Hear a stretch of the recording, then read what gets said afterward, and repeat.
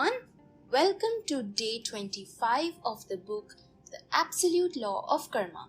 We were reading the title The Relativity of Virtues and Sins, and last we discussed about how focusing on the goodness is the only way of releasing any mental turbulence which we have, which might lead to antagonism or estrangements in relationships, and how only having a lot of forgiveness, compassion and love inside us and being rooted in these positive feelings is the only way for eradicating evil or wickedness. Let's read further. Everyone has more or less goodness in him. Make an effort to identify your own virtues and make them more effective in life. Also find out the virtues in the other person and try to encourage him or her to more and more cultivate these virtues. Do not fight your battle in the darkness of ignorance. Make your battlefield illuminated.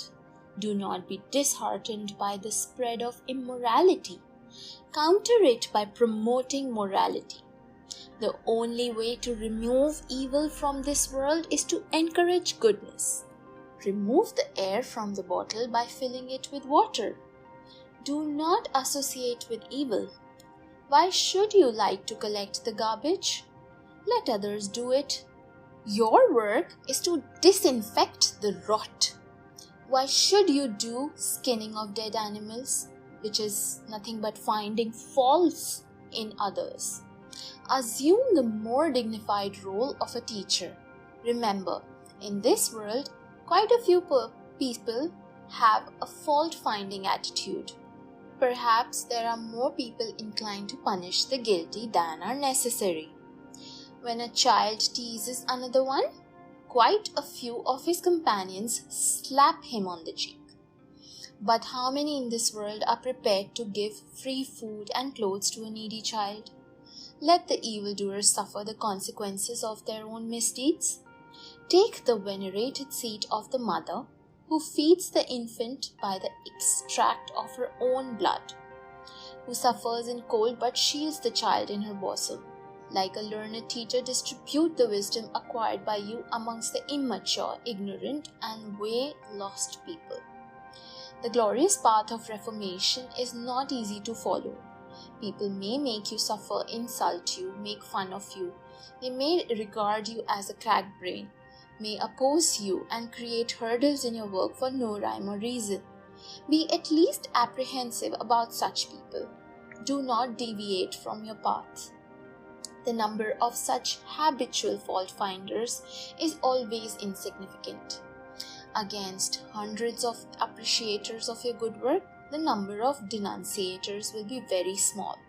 Their antagonism too will come to you as a token of divine grace. It will provide you opportunities for introspection and corrective action.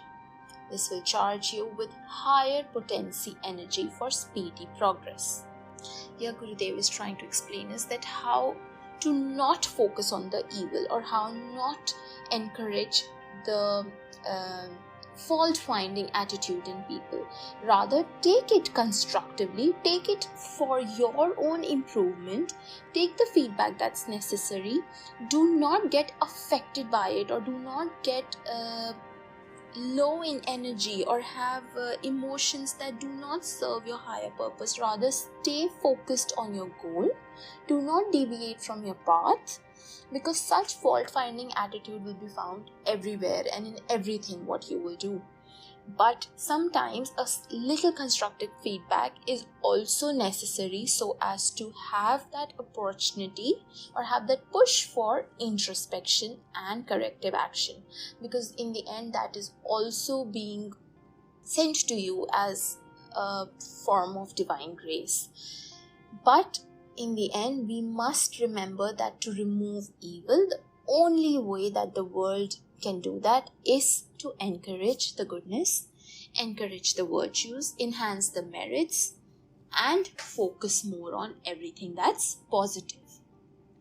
You might have understood that significance of persons, events, and objects which come in our lives in this ever-changing material world is momentary and illusionary.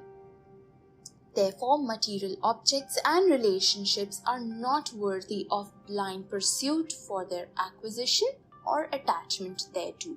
Such detached attitude would in no way discourage us in performance of our duties. On the contrary, only on being detached to the material world, we can pay attention to our progress without worry. It is a great misconception to regard this world as full of misery. World is full of things of beauty and joy. Had it not been so, the free, spotless, illuminated, blissful soul, which is spark of the Supreme, would not have chosen it as its abode. Wow, such a wonderful thing Gurudev was saying, that this world is actually such a beautiful place, an embodiment of joy and a personification of Satchit Ananda. And had it not been that, this soul, this Atma, which is nothing but a part of Paramatma, a part of the Supreme, the universal power, would never have chosen this earth as its abode. Because after all, something which is so illuminated, so pure, also wants to live in a place which is so magical and joyful.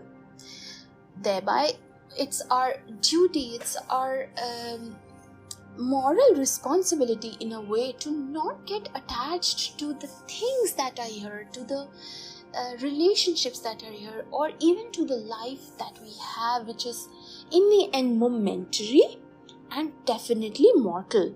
But rather, we should focus on things that are permanent, which is nothing but the soul happiness, or the progress that we are making in our inner world, or how close have we been able to come to our own inner voice, to our antahakaran, to our subconscious mind, and how well are we being able to listen to that Chitragupta who is sitting right inside us.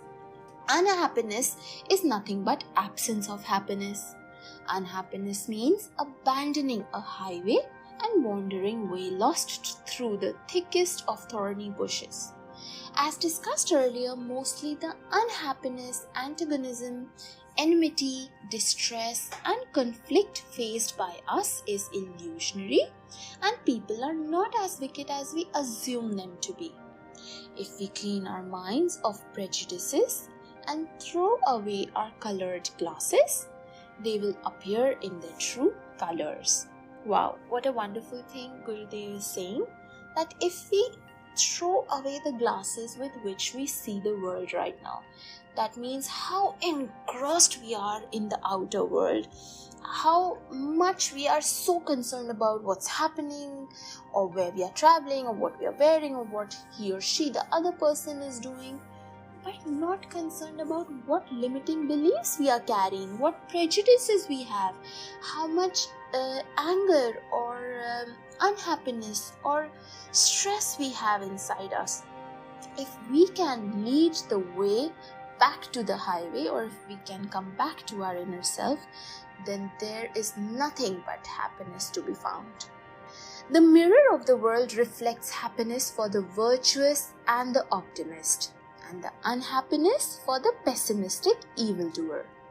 As soon as we change our field of vision, see the joy and the virtues, and resolve to convert the unvirtuous with love, the entire world showers us with petals of love. You become a recipient of uninterrupted blessings from the liberated souls of the invisible heavenly world.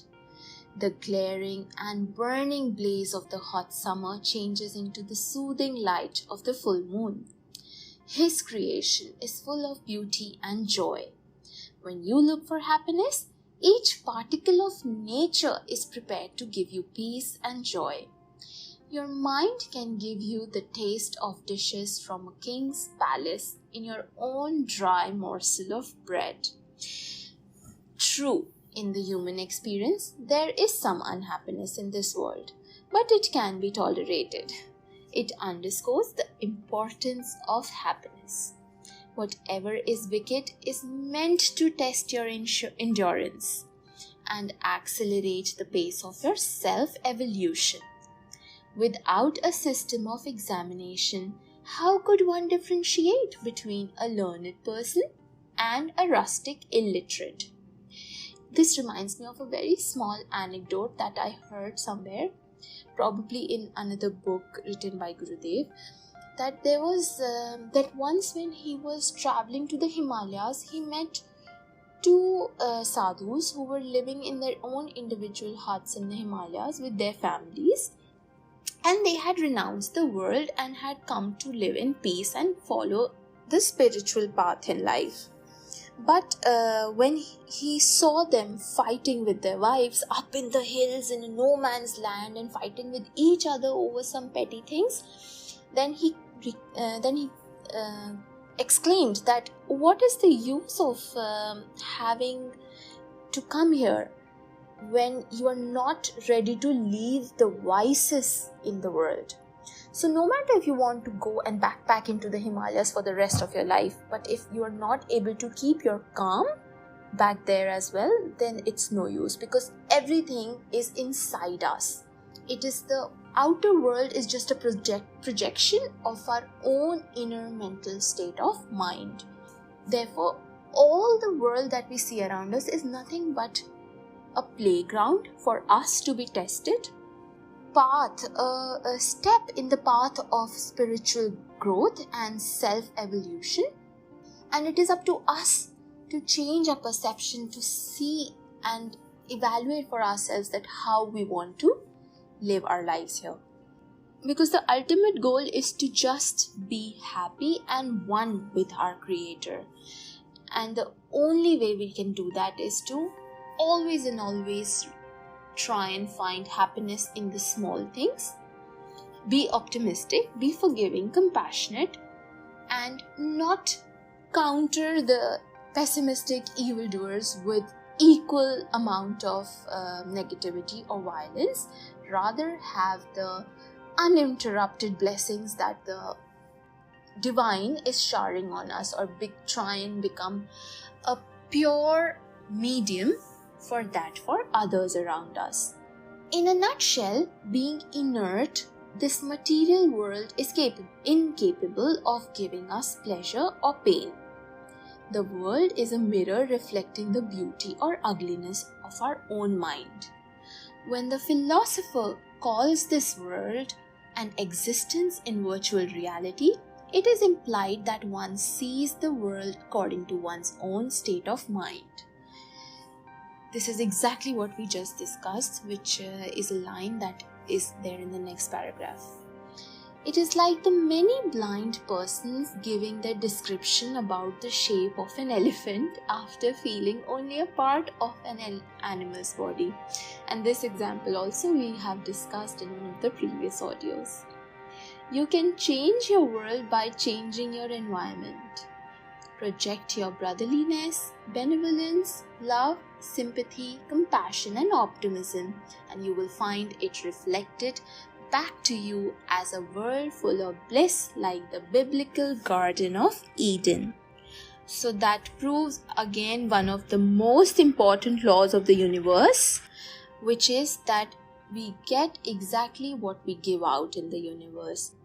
So just like I suddenly remember an example of Paramhans Yoganandaji, who went to the Western world from India to spread the message of Kriya Yoga on the instructions of his own Gurudev.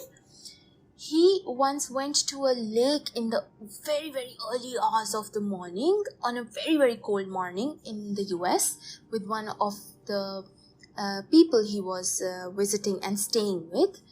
And when he entered the lake, he suddenly was so shocked with the cold that he felt immediately. A chill ran down his spine.